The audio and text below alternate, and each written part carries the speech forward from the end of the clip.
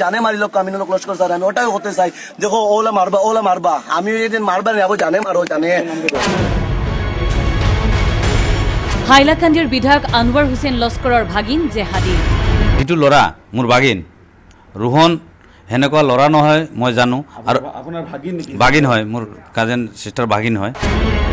বিধায়ক আনোয়াৰ হুছেইন লস্কৰৰ ভাগিনক অপহৰণ কৰিলে পুনাৰ বিধায়ক আমিনুল হক লস্কৰে স্পষ্ট কথা আমিনুল ইছলামে কিডনেপিং কৰাইছে না ক'ত গৈছে কাবাক দি উঠালে সেইটো আমিনুল ইছলামে স্পষ্ট কৰক আৰু ল'ৰাটোৰ কিবা হ'লে আমিনুল ইছলাম দায়ী কেলে তেওঁৰ মুখেৰে কৈছে তেওঁক পিটিছে কিন্তু কোন এই ৰোহন একাংশ বিজেপি কৰ্মীয়ে প্ৰহাৰ কৰা এইজন যুৱকে ৰোহন খদিয়াল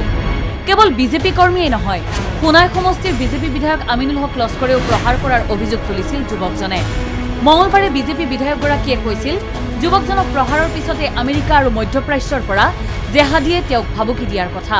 কিন্তু এইবাৰ পুনাইৰ বিধায়কক উভতি ধৰিলে হাইলাকান্দিৰ বিধায়ক আনোয়াৰ হুছেইন লস্কৰে লস্কৰৰ প্ৰশ্ন ফোনত কোনে ভাবুকি দিছে কেনেকৈ জানিলা আমিনুলে কালি ৰাতি 2:16 মিনিট ৱাশ্বিংটনৰ পৰা কোনোবা মানে এই ল'ৰাৰ কোনোবা আকা জিহাদী নেতা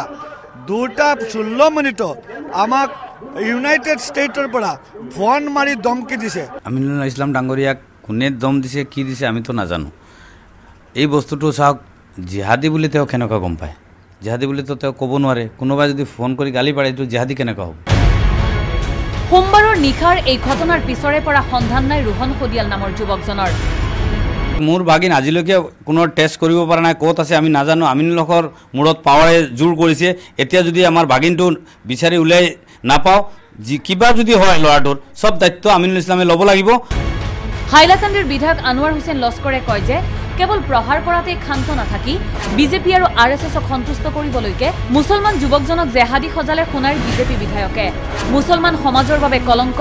আমিনুল হক লস্কৰ তেওঁৰ স্বীকাৰ কৰিছে তেওঁৰ মানুহে মাৰিছে তেওঁ মাৰিছে তেওঁৰ মানুহে মাৰিছে তে মাৰাৰ পিছত আমাৰ ৰাজদীপ ৰয়ৰ তাত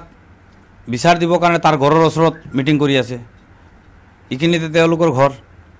ঘৰৰ ওচৰত মিটিং কৰি ৰাজদীপ ৰায়ক তাত বিচাৰ দিব গৈছে যে আপোনাৰ আমিনুল এমএলএ আমাক কেনেকুৱা কৰিছে সেইখিনি যাওঁতে তেওঁলোকে দাদাগিৰি কৰি পুলিচ দি আনি হুলস্থুল ষ্টাৰ্ট কৰি দিলে আমিনুল ইছলাম ডাঙৰীয়া এইটো পাৱাৰটো মূৰত উঠি গৈছে বিজেপি আৰু আৰএছএছৰ ওচৰত ভাল হ'বৰ কাৰণে আমাৰ সমাজৰ মানুহক হেৰি বনাই দিব জিহাদী বনাই দিব এইটো বিৰাট দুখজনক কথা মুছলমান সমাজৰ কাৰণে এটা কলংক আনহাতে ৰোহনৰ পৰিয়ালৰ এজাহাৰৰ ভিত্তিত যুৱকজনৰ সন্ধানত তদন্ত অব্যাহত ৰাখিছে কাছাৰ আৰক্ষীয়ে শিলচৰ থানাত এটা কেছ ৰেজিষ্টাৰ হৈছে অনাৰেবল এমএলএ চেলাৰৰ ফালৰ পৰা এইটো কেছটো দিয়া হৈছে আৰু তেওঁ যথেষ্ট আমাক সহযোগ কৰি আছে পিছতো তেওঁ যিখিনি পাইছে সেইখিনি আমাক জনাইছে কেছটো যিহেতু তদন্তৰ আওতাত আছে মই এতিয়াই যিকোনো কোৱাটো অপৰিপক্ক হ'ব এতিয়া আমাৰ সময় লাগিব এদিন দুদিন কেমেৰা পাৰ্চন ৰূপম ভৰদ্বাজৰ সৈতে দিলৱাৰ হুছেইন মজুমদাৰ DY365